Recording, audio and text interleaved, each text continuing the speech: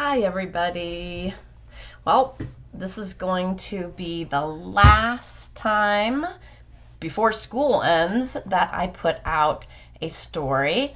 And I'm going to take just a little break from my naughty little sister to read my favorite picture book, which is The Sneetches and Other Stories. So I'm going to read all four of them. And if you want to continue to hear my naughty little sister, you're going to have to go on to my personal channel that I'm going to continue over the summer. And I will also do fun activities, silly things. And if you're bored, you can go on and just see what's happening and be entertained and also get some ideas for artwork, projects, or listen to some stories. All right, let's get on with the Sneetches and Other Stories. The Sneetches by Dr. Seuss. Now, the star-belly Sneetches had bellies with stars. The plain-belly Sneetches had none upon theirs. Those stars weren't so big, they were really so small you might think such a thing wouldn't matter at all. But because they had stars, all the star-belly Sneetches would brag. "We're the best kind of Sneetch on the beaches." With their snoots in the air, they would sniff and they'd snort. "We'll have nothing to do with the plain-belly sort." And whenever they met some, when they were out walking, they'd hike right on past them without even talking. When the star-belly children went out to play ball, could a plain-belly get in the game? Not at all. You only could play if your bellies had stars, and the plain-belly children had none upon theirs. When the star-belly Sneetches had frankfurter roasts or picnics or parties or marshmallow toasts, they never invited the plain-belly Sneetches. They let them out cold in the dark of the beaches. They kept them away, never let them come near, and that's how they treated them year after year. Then one day, it seems, while the plain-belly Sneetches were moping and doping alone on the beaches, just sitting there wishing their bellies had stars, a stranger zipped up in the strangest of cars. "My friends," he announced in a voice clear and keen, "my name is Sylvester McMonkey McBean, and I've heard of your troubles. I've heard you're unhappy, but I can fix that. I'm the fix-it-up chappie. I've come here to help you. I have what you need, and my prices are low, and I work at great speed, and my work is 100% guaranteed." Then quickly, Sylvester McMonkey McBean put together a very peculiar machine, and he said, "You want stars like a star-belly Sneetch? My friends, you can have them for $3 each. Just pay me your money and hop right aboard." So they clambered inside. Then the big machine roared, and it clonked and it bonked and it jerked and it burked and it bopped them about, but the thing really worked. When the plain-belly Sneetches popped out, they had stars. They actually did. They had stars upon theirs. Then they yelled at the ones who had stars at the start. "We're exactly like you. You can't tell us apart. We're all just the same now, you snooty old smarties, and now we can go to your frankfurter parties." "Good grief," groaned the ones who had stars at the first. "We're still the best Sneetches, and they are the worst. But now how in the world will we know," they all frowned, "if which kind is what, or the other way round?" Then up came McBean with a very sly wink, and he said, "Things are not quite as bad as you think. So, you don't know who's who? That is perfectly true. But come with me, friends. Do you know what I'll do? I'll make you again the best Sneetches on beaches, and all it will cost you is $10 eaches. Belly stars are no longer in style," said McBean.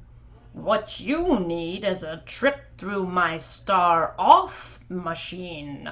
This wondrous contraption will take off your stars, so you won't look like Sneetches who have them on theirs." And that handy machine, working very precisely, removed all the stars from their tummies quite nicely. Then with snoots in the air, they paraded about, and they opened their beaks and they let out a shout. "We know who is who, now there isn't a doubt. The best kind of Sneetches are Sneetches without." Then, of course, those with stars all got frightfully mad. To be wearing a star now was frightfully bad. Then, of course, old Sylvester McMonkey McBean invited them into his star-off machine. Then, of course, from then on, as you probably guess, things really got into a horrible mess. All the rest of that day on those wild, screaming beaches, the fix-it-up chappie kept fixing up Sneetches. Off again, on again, in again, out again, through the machines they raced round and about again, changing their stars every minute or two. They kept paying money, they kept running through until neither the plane nor the Starbellies knew whether this one was that one, or that one was this one, or which one was what one, or what one was who. Then, when every last cent of their money was spent, the fix-it-up chappie packed up and he went. And he laughed as he drove in his car up the beach. "Ha ha ha! They never will learn. No, you can't teach a Sneetch." But McBean was quite wrong. I'm quite happy to say that the Sneetches got really quite smart on that day, the day they decided that Sneetches are Sneetches, and no kind of Sneetch is the best on the beaches. That day, all the Sneetches forgot about stars, and whether they had one or not upon theirs. The Zacks by Dr. Seuss. One day, making tracks in the prairie of Prax, came a north-going Zax and a south-going Zax, and it happened that both of them came to a place where they bumped. There they stood, foot to foot, face to face. "Look here now," the north-going Zax said. "I say, you're blocking my path. You are right in my way. I'm a north-going Zax, and I always go north. Get out of my way now and let me go forth." "Who's in whose way?" snapped the south-going Zax. "I always go south, making south-going tracks, so you're in my way, and I ask you to move and let me go south in my south-going groove." Then the north-going Zax puffed his chest up with pride. "I never," he said, "take a step to one side, and I'll prove to you that I won't change my ways if I have to keep standing here 59 days. "And I'll prove to you," yelled the south-going Zax, "that I can stand here in the prairie of Prax for 59 years, for I live by a rule that I learned as a girl back in south-going school. Never budge. That's my rule, never budge in the least. Not an inch to the west, not an inch to the east. I'll stay here, not budging. I can and I will if it makes you and me and the whole world stand still."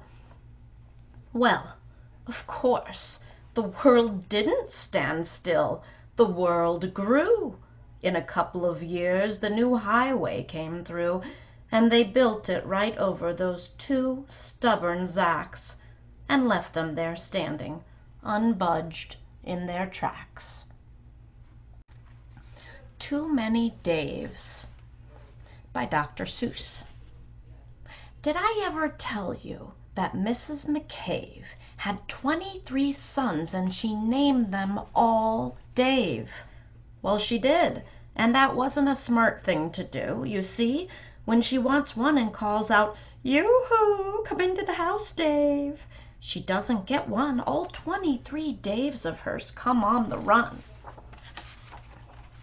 This makes things quite difficult at the McCaves, as you can imagine, with so many Daves, and often she wishes that when they were born she had named one of them Bodkin Van Horn, and one of them Who's Foos, and one of them Snim, and one of them Hot Shot, and one Sunny Jim, and one of them Shadrach, and one of them Blinky, and one of them Stuffy, and one of them Stinky, another one Put Put, another one Moonface, another one Marvin O'Gravel Balloon Face, and one of them a Ziggy, and one Soggy Muff, one Buffalo Bill, and one Biffalo Buff, and one of them Sneepy, and one Weepy Weed, and one Paris Garters, and one Harris Tweed, and one of them Sir Michael Carmichael Zut, and one of them Oliver Bolivar Butt, and one of them Zanzibar Buck Buck McFate.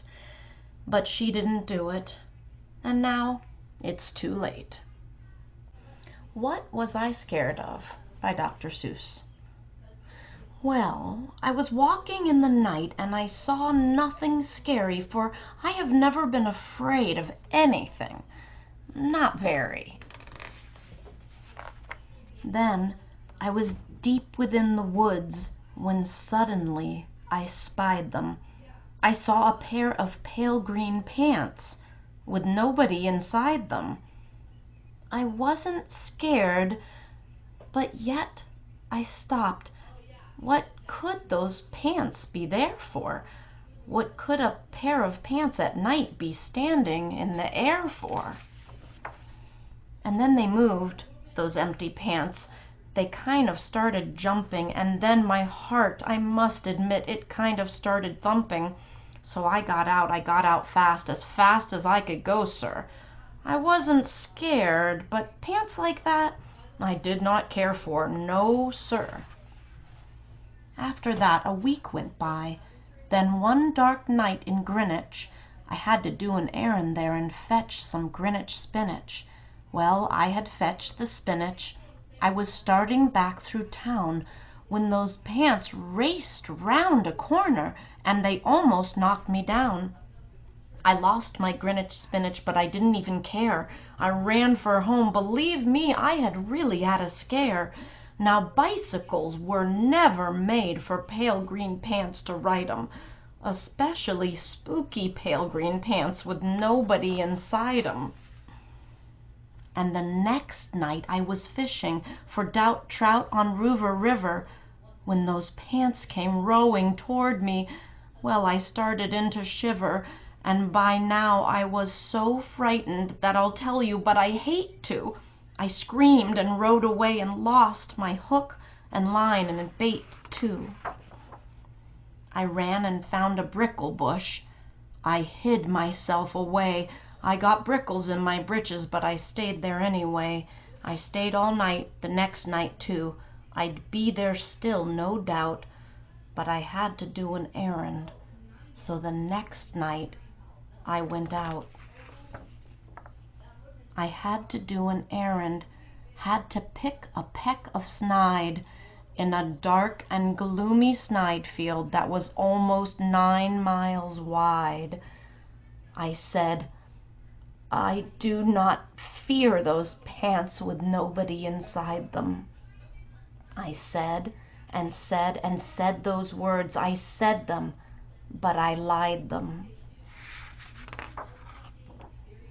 Then I reached inside a snide bush, and the next thing that I knew, I felt my hand touch someone, and I'll bet that you know who.